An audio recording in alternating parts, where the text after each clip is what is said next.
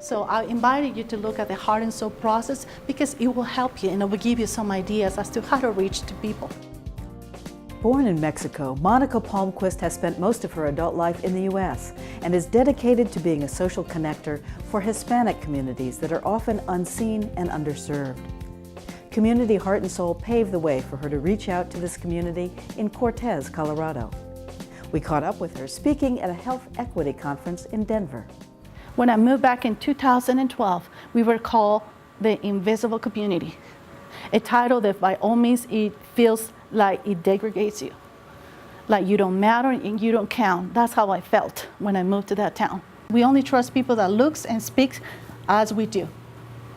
So keep that in mind if you're trying to reach out these minority groups. Try to find leaders within the community. Could that be the faith leaders?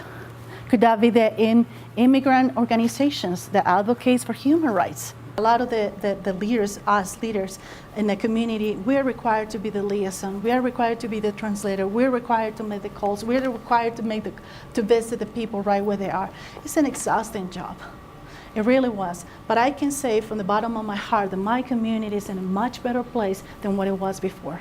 Because I decided to go and meet people right where they are. And it might take 1, 2, 3 years before the community is actually waking up and finally say, oh, I want to participate.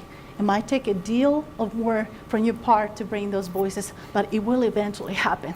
Are you guys really ready to tackle the hard questions? Are you ready to talk about immigration? Are you ready to talk about racism? And I remember at the time, my manager, organizer for the Heart and Soul Project in our town, she said, we're ready, Monica, we're listening.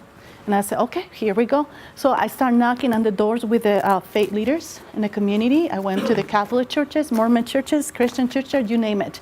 In my experience, we're working with immigrant communities. It works best to show up to their places, and usually we utilize the churches to create potlucks and to bring the local leaders back to their organizations. Simple as that. I think Heart and Soul, as it says, it looks for the heart and soul answers that really comes from within in an honest way, you know, and even if that honest way means to discuss social issues, fears, hopes, wants.